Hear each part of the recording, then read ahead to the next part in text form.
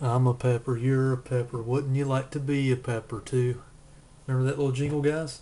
Look, this is Dr. Pepper Throwback, made with real sugar. That's right. Not that high fructose corn syrup junk. Look, let's pop this open, take a good swig of it here. Let's try it out.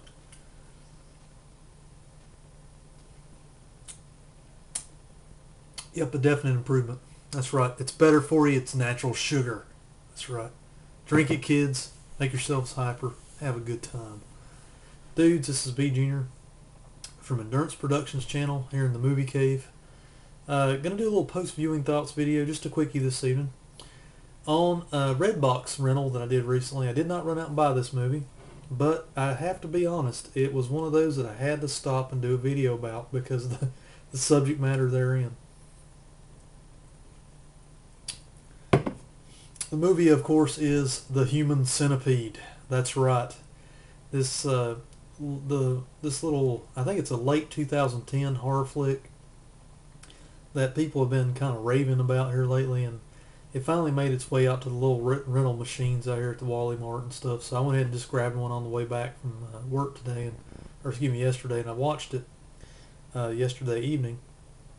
And I gotta say, it's got pros and cons. Okay, let me give you a little overview, and let me tell you, and these post-viewing thoughts, they're all over the place anyway, but this one compelled me to actually stop and talk about for a little while because, mainly because of the subject matter therein. The main deal with the Human Centipede is, and let me go ahead and tell you, I'm going to go ahead and I'm going to do some spoilers along the way. I won't tell you the ending of the movie, so if you don't want to hear about anything of this movie, shut this video off and come back later. Okay, that whole thing there. Okay. The main gist of the movie consists of it's a doctor that spent his whole career doing the separation of Siamese twins. Well, he retires from doing that, and I guess he goes crazy at some point. You never know exactly when. But we pick up in the story whenever he's already collecting people to build his human centipede. And let me elaborate on that a little bit. Basically, the story goes he has retired from from being a doctor of separating Siamese twins, but he wants to now that he's crazy, he wants to go and, in his madness, create Siamese twins instead of separating them. He wants to put them back together, or put people together in that fashion. But he doesn't want to just do it that way. He makes a twist on it. He wants to make actual moving, living, breathing centipede out of people. So he basically, you pick up with him at that point in the story, going around collecting up people with a little dart gun, putting people to sleep like he's tranquilizing animals or something. And once he's got enough of the right people with the right tissues, he performs an operation that basically lives up to the title of the movie. He literally, how can I put this in the most family-friendly way, guys? He actually does the operation of mating up the the excrematory orifice, the butthole, to the mouth area, and then each segment after that the same way. That's his goal anyway.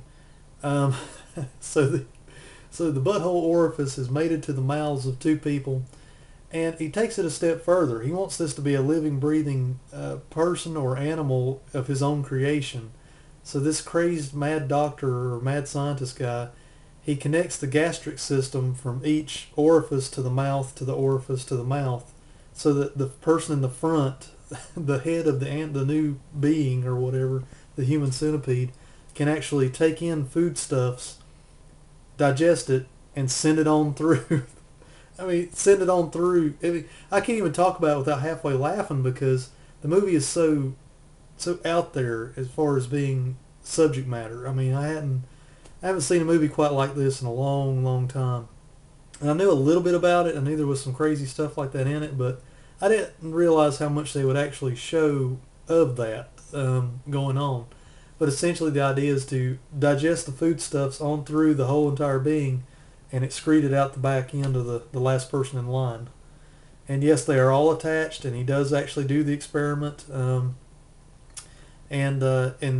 it's just one of those that I guess the pros of this movie, I can honestly say, for the sheer shock value that a lot of these new age horror movies that we're getting now are trying to achieve. You know, they're always trying to raise the bar as far as shock value and all that.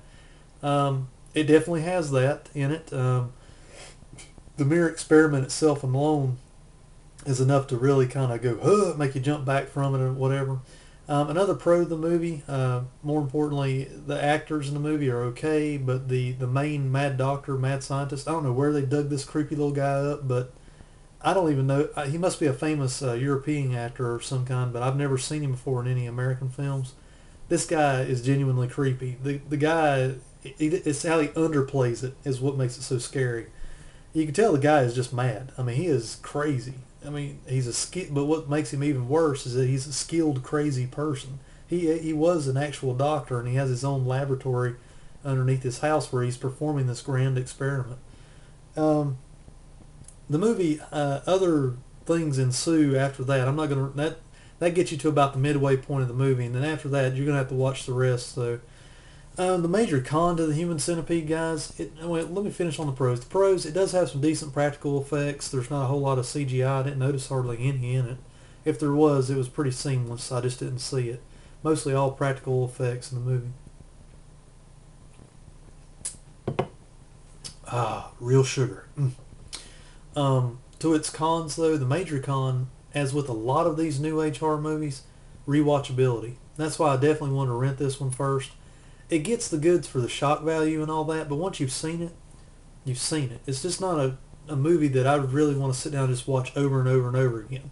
You know, it's like Silence of the Lambs. Yes, it had some shocking parts in the movie, but it had a good story too, and had a great direction and all that. Not that this other movie doesn't have a great direction style or anything. It just really is that part of the show, and then once you know that part of the show, the Human Centipede, has been completed, and then it gets to the finale of the movie, to me, in my opinion, it just doesn't really leave a whole lot to be desired as far as rewatching it over and over again, unless you just want to show it to a buddy or show it to a friend. Me, if I bought it today, I'd probably end up just, if I didn't want to show it to anybody else, I'd probably just trade it or get rid of it, because I don't know, it's just not my cup of tea. It was worth a rental, I will say that, but it's just one of those that a lot of people are going to talk about it for a while, and it might come up in conversations later for joke factor or anything like that. But as far as being a watch every Halloween classic or something like that, nah, just not something I'd want to watch. That's about all I can really say about the Human Centipede, guys. Draw your own conclusions.